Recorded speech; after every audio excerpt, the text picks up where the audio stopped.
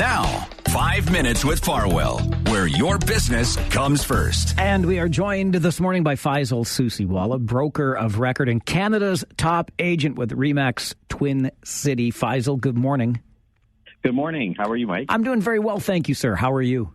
Very well, thank you. Glad to hear that. Something I wanted to ask you about, and I kind of put it in the back of my mind saying, you know what, I'm talking to Faisal on Monday. I have to ask him about this because I keep hearing about them. Reverse mortgages. What the heck is a reverse mortgage?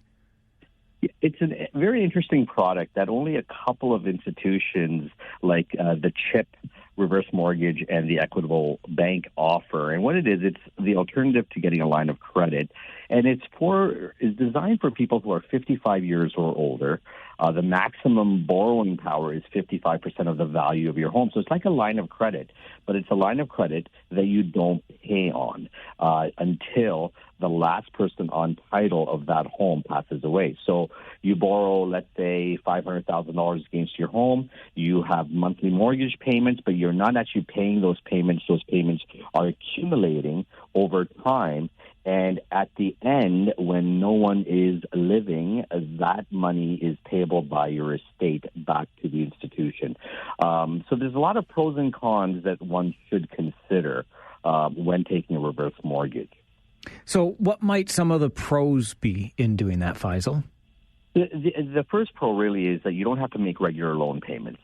You may turn some of your value of your home into cash without having to sell it. You're not paying tax on the money that you're borrowing. So that $500,000 comes back to you tax-free because it's just equity from your own home.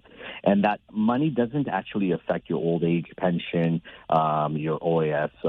It just gives you some supplementary benefits so you're not actually having to make payments. And you still own your home. Now, really, the cons here are that the interest rates are much higher than regular mortgages or line of credit. The equity that you hold in your home is now going to decline on a monthly basis, and it's accumulating. That debt is accumulating. And once you pass on, your estate may end up owing money because the debt is now equal or greater than what the value of the home is. And there's less money for distribution to your beneficiaries. So you've got to take all of this into consideration and really consider, is reverse mortgage the right option for me? And that's where, speak to your financial advisor, your accountant, your lawyer, and get all the facts before signing up for something like this. Yeah, it makes a lot more sense now. I knew I could get the answer from you, Faisal. Okay, so you talk about, passing on and estates and whatnot. What happens if you don't have a will when you pass away? If you don't have a will, you're considered intestate, which means that you passed on without having a will. Now, the government has a section in the law which determines how your wealth is distributed. If you don't have any living members and you haven't named anyone, essentially that money goes to the province, and they will become a beneficiary of your estate. So it's very important, and I urge many people regularly to get their wills done, especially when they're buying or selling their home. That's a great time because you're meeting with your lawyer anyways, to get that will in place to ensure that those who you wish to benefit after your death are going to get the benefits. Otherwise, it's just distributed amongst the living members of your family as per the law, and that may not be the way you wanted your estate to be distributed. Conditional sales contracts, Faisal, what are they? Conditional sales contracts are, heating and venting companies that will offer to, you can lease your furnace, your air conditioner, your water systems, and whatnot. But when people are signing on to these, they're not really understanding that they're signing on to a 10-year or plus contract. The payments may look attractive. The service contracts may look really good that they come and service your furnace for free.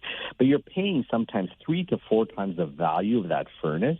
And that's a registered lien against your home, which must be paid off because the next buyer doesn't want to assume that conditional sales contract. And a lot of seniors have been targeted in this, where they're thinking, hey, this is really a good way to upgrade my furnace and my air conditioning system. But what they're not realizing is they've just signed up for $18,000 to $20,000 worth of equipment. That's probably worth half of that.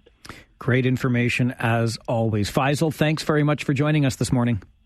My pleasure. Great talking to you, Mike. Faisal Susiwala is a broker of record and Canada's top agent. You can reach him by phone at 519-624-5555 or online at homeshack.com.